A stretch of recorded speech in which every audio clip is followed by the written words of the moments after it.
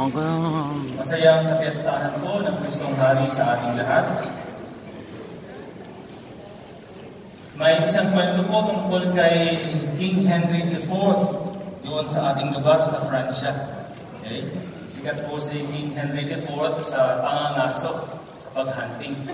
Isang araw, siya po ay nag-hunting. Kung pahapon na, sabi niya sa kanyang mga bodyguards, kanyang mga sundalo, mauna na kayo doon sa main highway, sabi niya. At dito ako sa kabila dadaan. Doon na tayo magkita, sabi ni King Henry. At sa kanyang sasakay sa kanyang kabayo, sa kabilang daan siya ay nag-iisa. Nakita niya isang bata na nasa daan. Parang inaantay niya yung tatay niya. At tinanong ni Naghari, "Bata, inaantay mo ba yung ama dito?" Sabi ng bata, "Hindi po. Nabalitaan ko po na nangangaso dito si King Henry. Kaya kung dadaan siya dito, magbibigay-pugay po ako. Nais ko siyang makita." Sabi ng hari, sabi niya, "Ganun ba? O sige, sumakay ka sa akin para makita mo yung hari doon sa main highway." Kaya sumakay yung bata sa likod ni King Henry. At habang naglalakbay sila, nagbukas ng loob ng bata at ganoon din ang hari, nagkwentuhan. Ang sabi ng bata, ang nabalitaan ko po, nangangaso kung saan pumupunta yung hari, marami po siyang kasamang sundalo. Sabi ng bata. Kaya paano ko po makilala na siya ay hari? Sabi ni King Henry, napakadali lang. Sapagkat pag dumating ang hari, aalisin ng mga sundalo ang kanilang sombrero at magbibigay-bugay sa hari. Ibig sabihin, yung nakasuot ang kanyang sombrero, yun ang hari. Ay, hindi niya po tinatanggal? Hindi, sabi ng hari. At nung dumating sila sa main highway, nandun yung mga sundalo nag-aantay sa hari. At tinanggal nila ang kanilang mga sombrero at nagbigay-bugay sa hari. Tinanong ni King Henry yung bata, "O ngayon, kilala mo na kung sinong hari?" Sabi ng bata, "Hindi po eh. Nalilito ako kung sino ang hari sa atin. Ikaw ba? Ikaw ba?" Sapagkat, suot-suot pa rin po natin yung ating sombrero. Tapos na po ang walang kwenta. Mga kapatid, tatlong larawan po ng pagiging hari ng Diyos yung ating narinig sa ating mga pagbasa sa ating pagdiriwang ngayon ng Kristong Hari. Linggo ng Kristong Hari. At narinig natin sa ating unang pagbasa ang pagbasa mula sa aklat ni Propeta Ezekiel. Siya ang pastol na hari.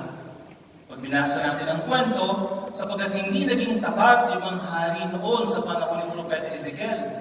Kaya nangako si Yahweh, nangako ang Diyos sa kanila na ako mismo ang magpapastol sa aking bayang Israel. At siya'y nangako, anong pangako niya? Ako mismo mag-aanap at mag-aalaga sa aking mga tupa. Kung paano hinahanap ng pastol ang tupa niyang nawawala, gayon din hahanapin ko ang aking tupa. Kukunin ko sila saan man sila itinapon ng panahon ng kanilang kasamaan.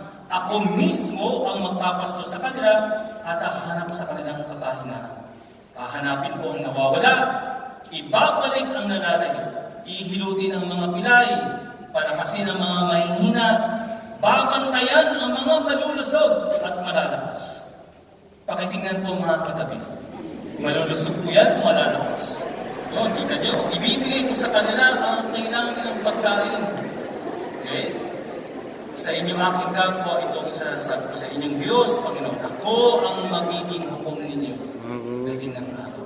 Mga kapatid, ito ang pangako ni Yahweh sa kanyang bayang Israel. Siya ang pastol na hari. Siya ang magbabantay, siya ang maghahanap, siya ang magdala doon sa lumpi ang pastulan ayon sa ating salmo.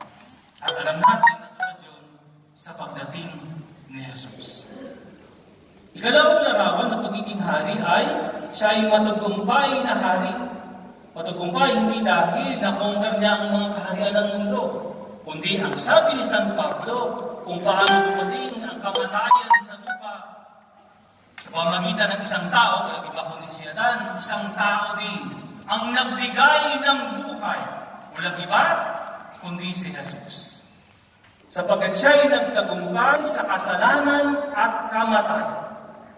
Kaya siya ang haring nagtagumpay. Sapagkat tayo, inialay ang kanyang buhay upang tayo ay mabigyan ng buhay. Pangatlo, ang panghuli ay ang sa ating mabuting balita, ang nakatagong hari. Nakatago, hindi dahil natatakot siya, nagtatago. Sapagkat dito sa ating talinhaga, huling talinhaga sa Ebanghelyo ni San Mateo, sa kanya lang natin mababasa, ang mangyayari sa huling araw, the last days, kung ano ang mangyayari. Darating siya, ang sabi dito sa ating Ebanghelyo ay bilang isang hari at luluklok sa maringal na trono. At i-judge niya po, hukuman niya ang mga tao. Kaya ihiwalay niya sa kaliwa at sa kanan. O, mga tupa at mga kambing. Diba? Okay? So, pero kung inyong napansin sa ating talinhaga, ang pag-uukom ay hindi po nakabase sa kulay ng balat. Hindi niya sinabing mga puti dito sa kanan at mga maiitim dito sa kaliwa. Hindi niya sinabi dito ang naaayon sa lahi. Kayong mga Amerikano dito sa kanan ng mga Europeo, kayong mga Pilipino ay sa kaliwa. Kayong mga Hudyo ay dito sa kanan, kayong mga Kristiyano sa kaliwa. Hindi po. Hindi rin nakasaad dito, kayong mga malulusog dito sa kanan. Kayong mga nakakain dito sa kaliwa. Yun po. Hindi niya rin sinabi na kayong mga mayayaman dito sa kanan o kayong mga mahirap dito sa kaliwa. Wala. Ang basihan ay walang iba, kundi yung may sumagot sa mga nangangailangan. Kaya mga kapatid, binibigyan tayo ng hint ni Jesus sa talinhagang ito. Kung nais natin maging tupa, ito yung ating gagawin. Pero kung nais na natin maging kambing, wala tayong gagawin. Sapagkat nakatago ang hari nito.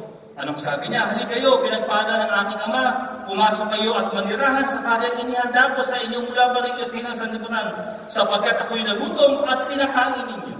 Nauhaw, pinainom ninyo. Ako isang dayuhan, pinatuloy ninyo. Walang maisot, pinaramtan ninyo. Nagkasakit, dinalo ninyo. Nabilanggo at pinuntahan. Nagtanong sila, bakit po?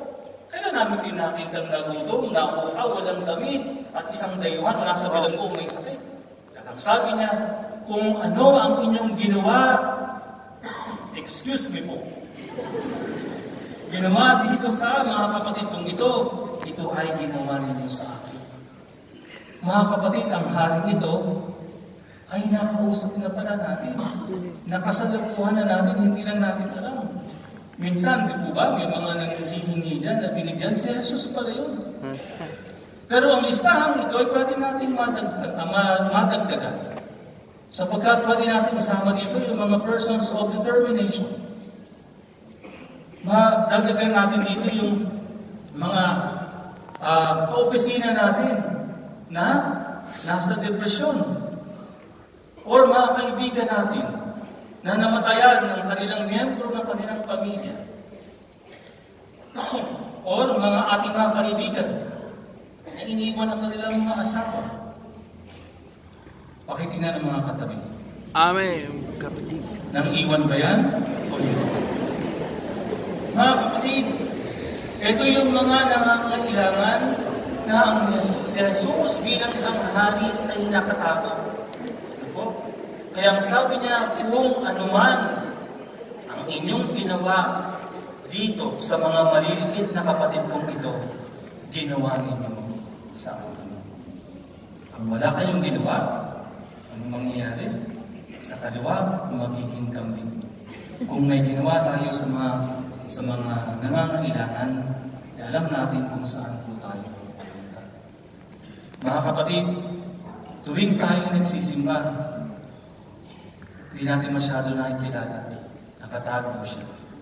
Pero sa Eucharistia, ang presensya ni Jesus. Amen. Amen. Magsilayo po sila.